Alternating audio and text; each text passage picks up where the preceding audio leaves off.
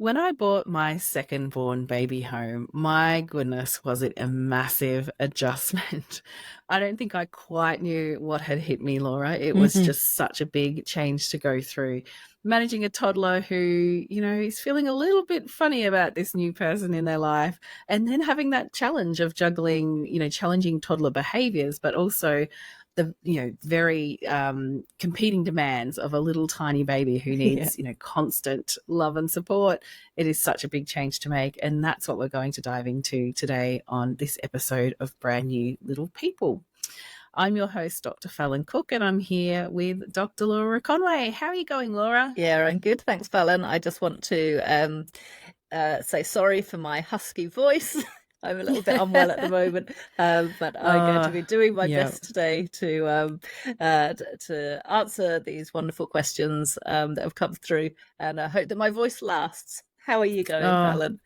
look, it's same here. I had a cold a few weeks ago, and I've just had this cough that has hung around. And I'm still coughing. I'll probably cough in the middle of the podcast like I have done the last two times. And now I've got my teenager on the couch in the living room who's got a new cold. So I'm Oh like, great, no! we can all enjoy that one next. So Oh joy! never ends. Never, never ends. But yeah, we had a great email come through from Tash Laura, and Mhm. she's really in that incredibly busy and demanding time where she's Mm. brought home a newborn baby who was born about 3 weeks early. And she's trying to kind of, I suppose, fall into a bit of a pattern of managing, her toddler's needs, but also the needs of a very small baby. And of Mhm. course, when babies are born early, they often wake even more than newborns.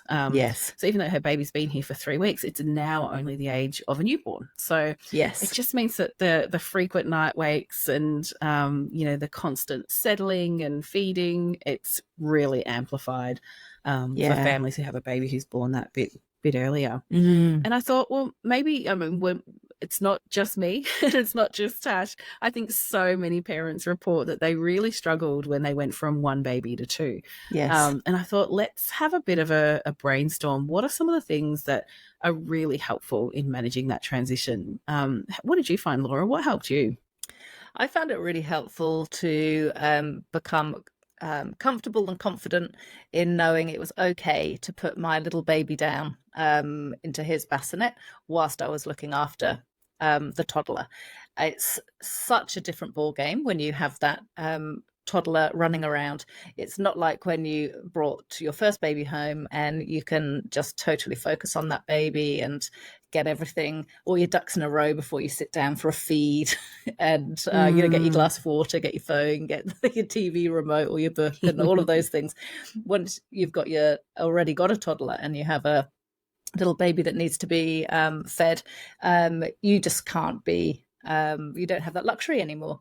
And Mm. knowing that actually it's absolutely fine to put your little baby into their bassinet or cot whilst you look after the needs of the toddler, keep your toddler safe. And knowing Mm. that that's appropriate and an okay thing to do, I found that really helpful when I was in that Yeah. position. And also, you can wear your baby in a carrier so that you have both your hands free so that you can be looking up, running after your toddler, picking them up if they've got themselves stuck somewhere. And Yes. knowing that that's absolutely fine. Yeah, I think that's such a good point, Laura, because we just don't know what's going to happen next when you've got a toddler and a baby. And it's so important to be able to keep your toddler safe because we know toddlers can get themselves into trouble pretty quickly, especially the very curious ones. So being able to have your hands free is really great. But for some parents, it feels difficult because with their first baby, they might have gone into parenting with the idea that they will always pick their baby up as soon as they cry. Like Mm-hmm. most parents are like that, right? Hmm. Pretty normal and standard. And then suddenly when you've got two, you're like, hang on, I can't always do that, And you can feel a lot of guilt, like, oh my gosh, my first baby, I picked them up straight away. I always had them with me. But my second baby is kind of getting less of my attention because I'm trying to juggle the two. Yeah. And I think as parents, when we let go of that that guilt around that. Mm-hmm. It's really normal that babies have to kind of fit in amongst the family dynamic, and sometimes it means they do have to wait a little bit longer for your attention, but that's okay. It's the Yeah. same for every family, and every second, third, fourth born, or particularly in the case of multiples, actually. Yes. Yeah, that multiples always have to wait, a couple of minutes before they get the attention that they need. So Yeah, it's absolutely. okay. And as we were describing the situation, it was making me think of the appointments that we have and the talks that we do for the different multiple birth association groups. That a lot of the time, when you're a parent of multiples, you're already on the front foot because your multiples simply have to learn that they have to wait a few minutes before they're picked up, Mm, because you're only one you person. can't. You Yeah, you can't pick can't them do all up. everything at the Can't same do, time. yeah, exactly. Yeah. Yeah, having that confidence when you're in the position that Tash is now in, and knowing that it's actually okay. Your little baby is going to be Yes. okay if they have to wait a little bit longer than your firstborn did, just because you're only one person. And Yes. just have that confidence and know that it's okay to put your baby down in the cot when your hands are full and your attention has been taken by your toddler. Yeah, Yeah, what other tips do you definitely. have, Fallon? I think one of my favorite ones is, I know for my first two, my eldest had a lot of jealousy over the new baby because he'd never had, to share my attention with anyone.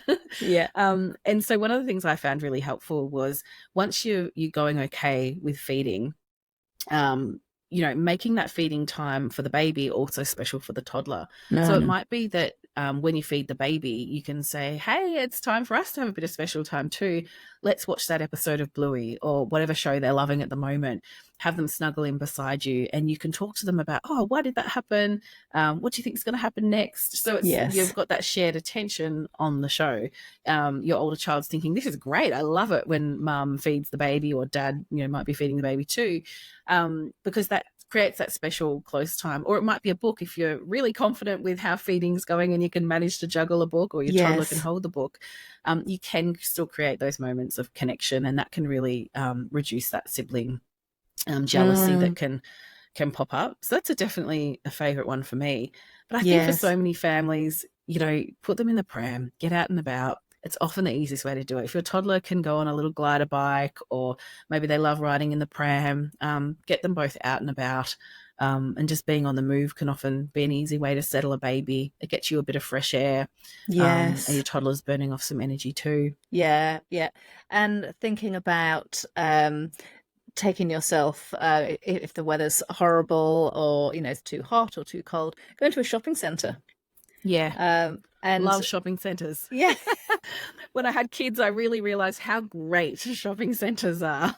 Yes. There's parking, there's change facilities, you can wander and wander, and yeah, brilliant. Yes, and I once made a friend at a little play area at the local shopping centre. We were both there, nursing a cup of coffee each with our little babies in carriers, whilst our toddlers were in the little playground there at the centre. So they were happy climbing around. They made friends with each other in the climbing frame in the shopping centre, and I just got chatting to the mum beside me as we swayed with our babies in the carrier and drank our coffee, and it Oh, was a that's really nice lovely. connection, and I think that can be a really lovely thing to do, particularly if you are Yes.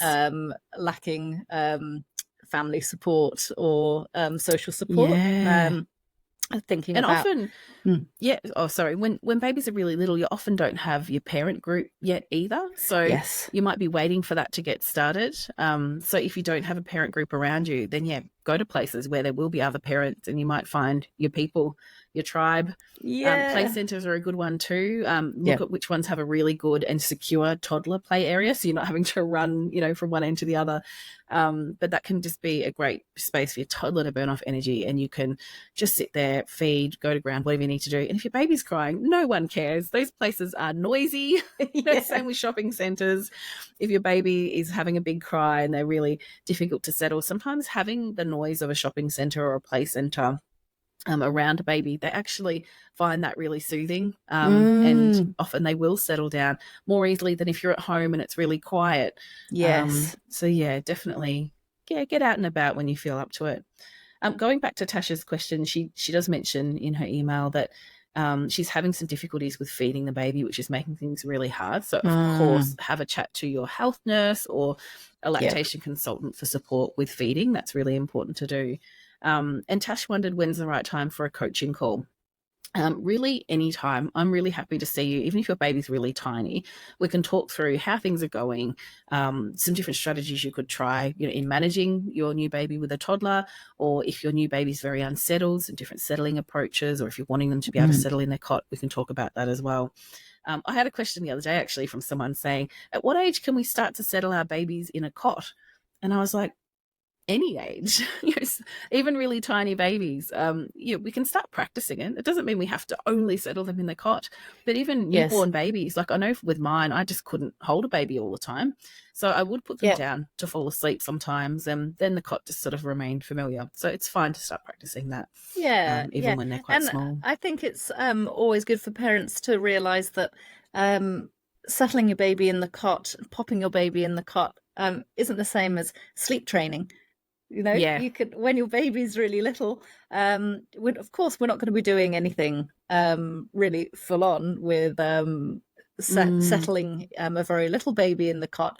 Um, in terms of what intervention you would use. But popping your little baby down into the cot before they're asleep is absolutely fine. It's okay yeah. to do it. It really is. And your Yeah, baby's just learning, oh, okay, this is another place where I might be sometimes, and it's fine. They're just yeah, realizing this is a normal place to be. And often that is important when you've got older children. It can be hard if your baby thinks the cot is some horrible place and they freak out every time they go near it. Often in the early days, if you can do a little bit of practice, it might even just be when they're happily awake, you pop them down briefly in their cot while you help your toddler with something, and then you pick them up again.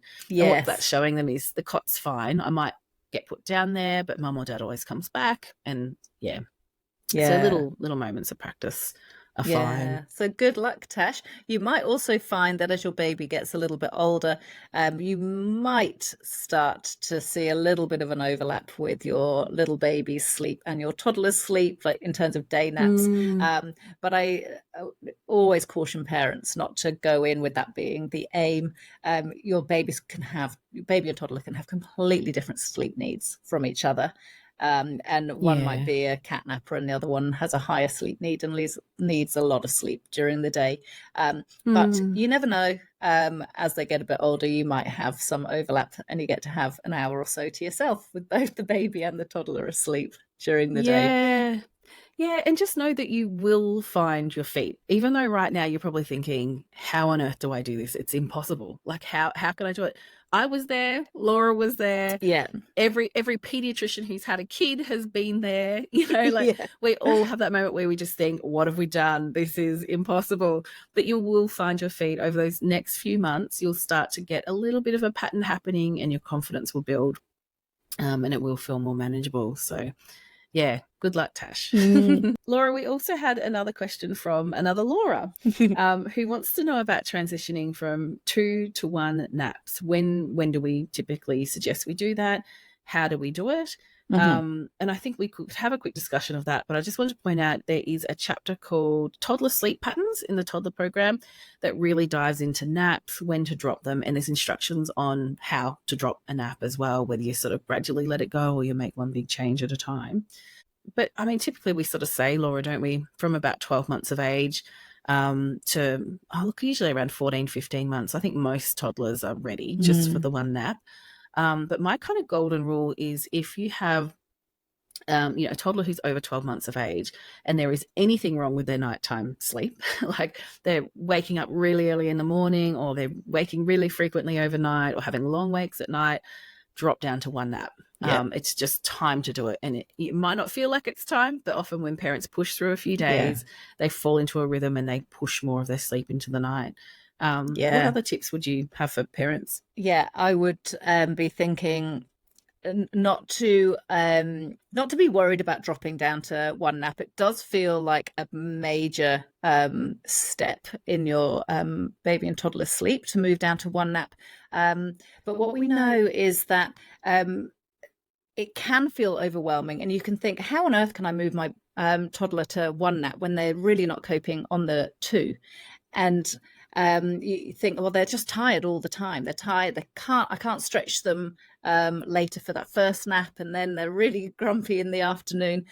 The reason that's happening is that their nights are normally quite fragmented. So we need to move them to that one nap. And then you'll find, say that they were having 2 1-hour naps, then they're on 1 2-hour nap. And actually, that's really lovely long stretch of sleep for them. And then it's a couple of rocky days where you're pushing them to stay awake a little bit longer before they go down for that nap. And then they're learning what it feels like to be awake for longer before bed. They very quickly get used to it because they're having that one nice longer nap in the middle of the day that's a little bit more restorative than the 2 shorter naps that they were having, and then the broken night sleep. Yes. Yeah. So it normally turns around pretty quickly, Laura. So if you are seeing that your child's nighttime sleep is really impacted at the moment, they're over 12 months of age, then really bite the bullet, read those chapters that Fallon's just pointed you towards, and know that in about a week, if that, your toddler is going to be happier on just the one nap, and so will you. Absolutely. And when they get better nighttime sleep, they wake up more refreshed and they're better able to get through the day on just the one nap. So, yeah, it can feel tough for parents to make that change, but it's generally well worth it. Yeah. Yeah, good. Shall I read the next question from Liz? Yeah, absolutely. So Liz is moving her 2-year-old from a cot to a floor bed. Her 2-year-old is sleeping really well, and Liz is confident that he's going to be able to sleep well once he's asleep in the floor bed. But she's worried that during the day he's not going to nap in his floor bed. So her question is, should they stagger the transition to the floor bed so that they do just the nights first and keep the naps in the cot, or do they do it all at once? It's a great question. There's a lesson in the program as well, which I should have pulled up so I could tell you what it's called. But in the toddler sleep program, there are some lessons on moving your toddler from a cot into a bed, and that applies to floor beds as well. And actually in Sunbell, you'll notice on your homepage there's a search bar. It's so handy. If you're looking for something, type some search terms in there. And you'll immediately see which lessons discuss that topic you're after. I often think I need to tell more parents about that. I'm sure it's just not being noticed, but it is a really cool function of the program. So look, I would say, yeah, you absolutely can stagger it.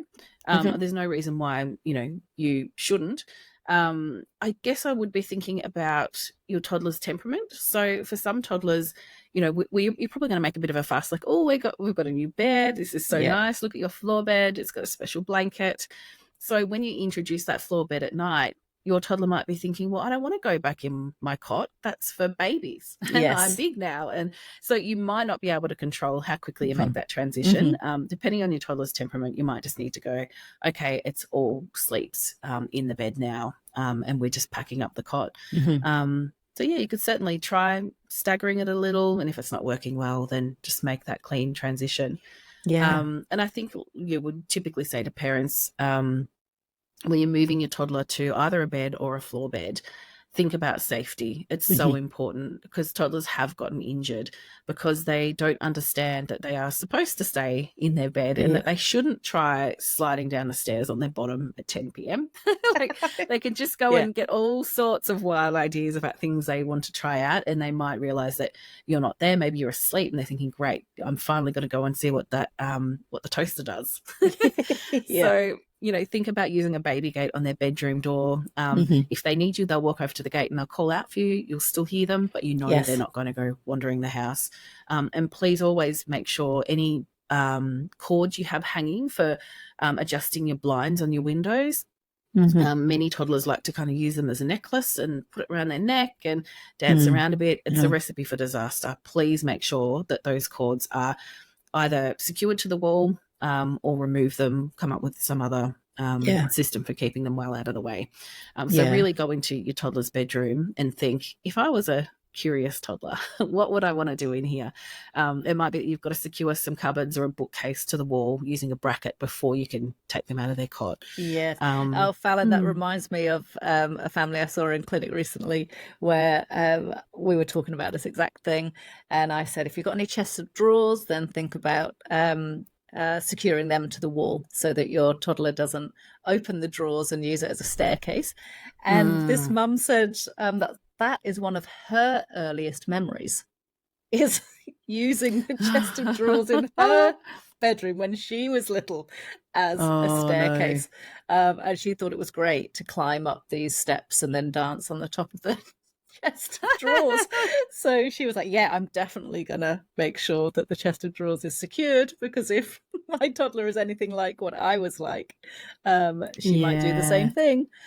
Absolutely. And just know that they won't always sleep exactly where you expect they're going to sleep, Mm. because once they've got a bed, they can get in and out and do whatever. I remember when I took the side off the cot for my second born, he slept really well all night. And I kind of woke up in the morning and I was like, because I didn't have a video monitor, he was close enough that I'd just listen out for him. But I woke up and I thought, gosh, he's been really quiet. He must have slept really well. And I walked into his bedroom and he was gone. Oh And I my was like, God. where is he? Oh my God. Like I've sort of panicked for a second. And then I crouched down and he had rolled out of the cot and kept sleeping on the floor. Like he'd just gone plonk on the floor. Didn't wake him. And I'm not surprised. He's a very heavy sleeper. And he'd rolled all the way under the cot and was sort of snuggled in between the carpet and the wall, Ah, in his little sleeping bag, sleeping beautifully under yeah. the cot. Oh my goodness. But yes, so important then that you do make sure that there isn't anything dangerous underneath Yeah. the bed. There isn't anything there that your child could suffocate on, get themselves entangled in. Any cords, electrical cords that you have, like an extension cord, for example, you really need to be Mm. making sure that those are properly secured, because yeah, you wouldn't ever in a million years have expected your child to do that, Fallon, and he did. Yes. So just expect the unexpected when it comes to moving your toddlers into a bed, and Yes. go into your bedroom with a kind of detective hat on, get down to their level and look all the way around. To make sure that there's Yes. nothing down low that you can't see from an adult perspective, but your toddler might find at 3 o'clock in the morning. Absolutely. Do you know the one thing that really kind of freaks me out that's really dangerous for babies and toddlers and anyone actually, but so few parents seem to be aware of is, often we have a humidifier, right? For, when they've got a cold or something and you want the air to be that bit more moist. And a lot of parents will put in some kind of mixture into that water in the humidifier that usually contains eucalyptus oil, because Mm. we sort of think of eucalyptus as being good at clearing sinuses. Eucalyptus oil is poison. It might be natural, but it's poisonous. And there have been children who've lifted the lid off the humidifier, played in the water with their hands a little bit and put their hands in their mouth. Oh my And then goodness. they are very unwell. It's really dangerous. Yeah. So do keep that one in mind. Keep Mm. that solution well out of their way. Keep the humidifier well out of Mm. their way. Yeah, eucalyptus oil is actually quite dangerous. Mm. So I hope we haven't Mm. scared you, Liz. Yes. Liz is probably thinking, oh gosh, I've got to put a lid on the cot now to keep them in there a bit longer. But no, you'll be fine. It's just always good to think through all the things, because toddlers can really surprise us. Yeah, yeah. Well, good luck, Liz. Let us know how you get on, and whether you are able to do the naps in the cot still and just the floor bed at night, or whether your child is having none of it and declares himself a big kid now and will only sleep in the floor bed day and night. So yeah, good luck. Yeah. We have another question from Leanne. So Leanne has emailed asking about how to drop overnight feeds. Her 8-month-old daughter has been sleeping well after doing Sombel, but has now begun to wake 3 or more times a night wanting to breastfeed back to sleep. So she writes, I wouldn't mind feeding her once a night, but would like her to sleep longer stretches. I'm just not sure how to go about dropping feeds. Liana asks whether it's better to drop all feeds or to keep one feed in the night and perhaps offer her a bottle instead of the breast, which her husband can do. And she says, if we keep one feed, how would we do it? Would we push her first feed to 5 or 6 hours since bedtime? In which case, how do we resettle her when she wakes later on in the night and her sleep pressure is much lower? Good questions, Liana. She's given us some context. Her baby generally naps well. When she's at home, she has a longer nap in the morning and a shorter one in the afternoon.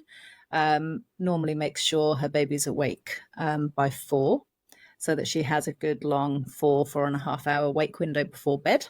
The only issue that Liana tells us about the naps is that when she's at daycare, which is 4 days a week, sometimes her naps are a little bit less predictable. And so she might have those naps that are similar to when she's at home, but other times she has 2 short naps and then she falls asleep in the car on the way home. And because it's a bit of a drive, there's not much that they can do about that. They make sure that they wake her after 10 to 20 minutes. And that generally means that on childcare days, bedtime is a little bit later, can be up to 9:30 at night. So, Fallon, what advice would you offer this family? Yeah. The first thing I'm thinking is that how you're managing the variability in the days is fine. It's probably the best you can really do because we can't control how long naps go for at childcare. Over time, you might find that, your daughter falls into a bit more of a pattern and it's, each day starts to be a little bit more similar, and that's fine. In terms of the overnight wakes, it definitely sounds like she's probably thinking, well, I know if I wake up, there is a feed on offer. So she'll wake up and call out for that bit of comfort because it's lovely. And that's quite understandable. So I'd be thinking, is she having 3 solid meals a day? Is she being offered 3 meals?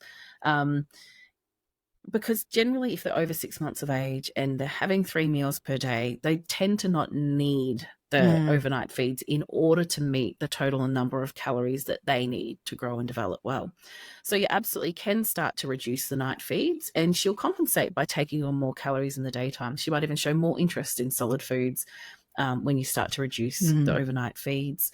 So definitely I would start to reduce the overnight feeds. I would say try to, if you were to move, say, just to 1 feed, and you might even start with 2 feeds and then move to 1, that's totally fine as well. What you want to do is, like Leanne mentions, sleep pressure is higher at the beginning of the night. So it's easier to push the feeds later on in the night. And different people say different things about this, but this is just what I tend to observe with the families I've worked with.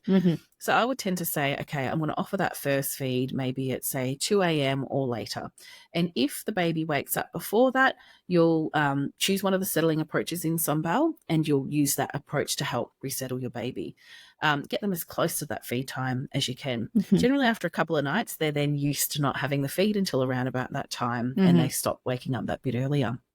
Then when you're ready to drop the feed, I think it's really personal. So some parents definitely will get someone else to offer a bottle, so that then they're no longer expecting a breastfeed overnight, but something different. And then it can be easier to reduce the quantity in that bottle, so you're offering less and less each night, and their bodies are just adjusting to having fewer calories overnight.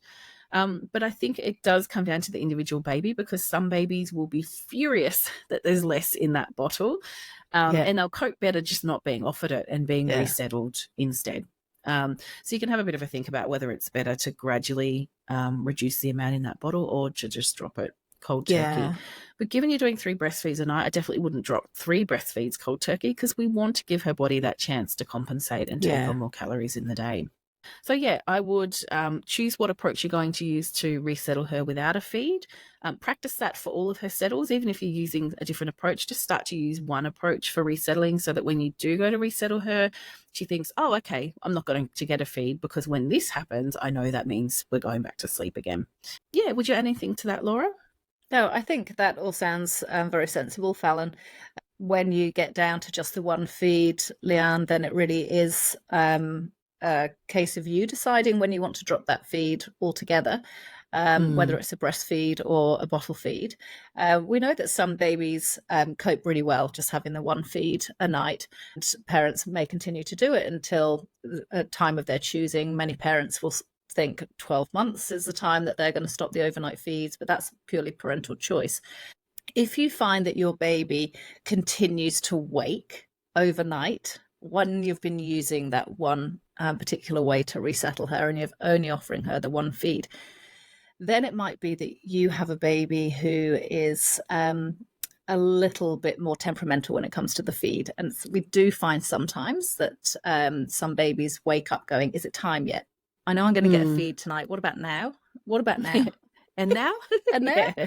And they keep waking Yes. until they get the feed. Now, if you find that that's the case for your baby, then it's going to be easier and kinder for them and for you to drop that feed altogether, particularly when their solid meals are really established during the day.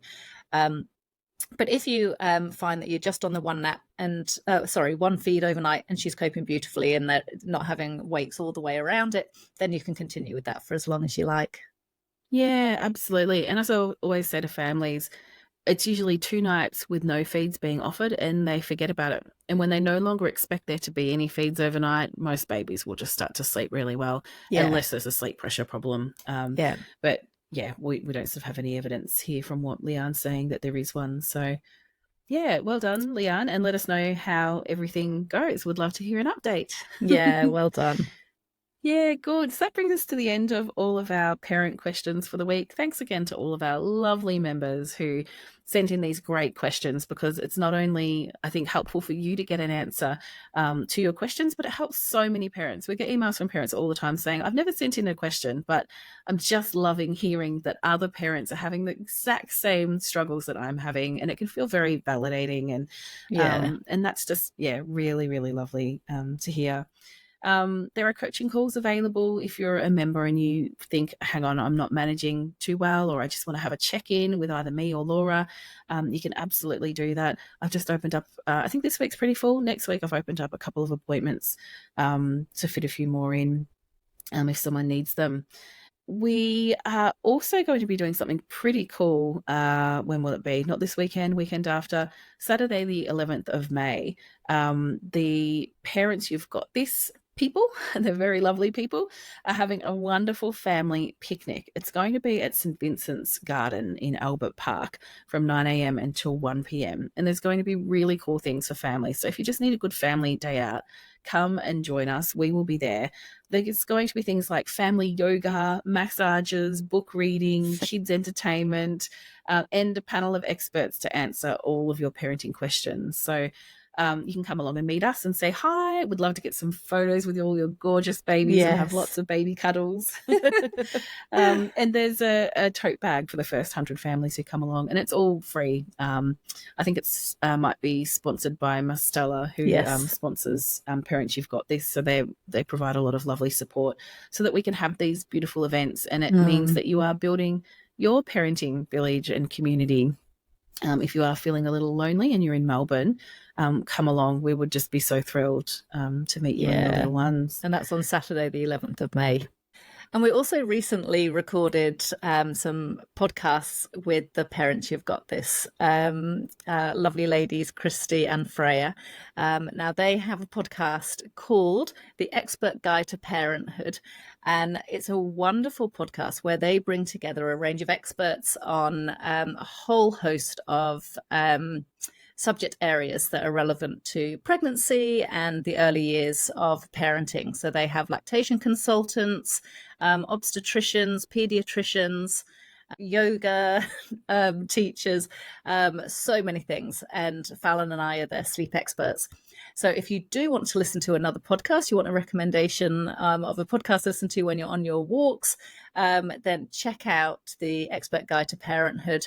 It's a really wonderful evidence-based podcast, and we'll probably touch upon a range of subjects that are really pertinent to your current life stage. We are recording another few episodes with Christy and Freya just this coming weekend as well, aren't we, Fallon? So it's going to be really nice to do that. Yeah, it's a great way to get advice from actual experts. I think in podcast land, there's a lot of variability in the level of expertise you're going to get. So yeah, it is a great place for families to go and get really good advice.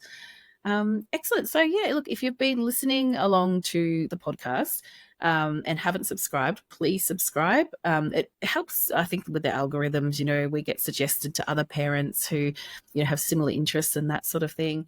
Thank you to those who've left us lovely 5-star reviews. We love Yes. you. And if you love our podcast, please show your love and give us 5 stars. That would be wonderful. And Laura, on the weekend, I think some people wouldn't even think this is exciting, but I'm excited because we hit 4,000 Instagram followers, which I always had it in my head that 4,000 was really exciting and amazing. So Yay. I'm quite happy that we've passed that milestone.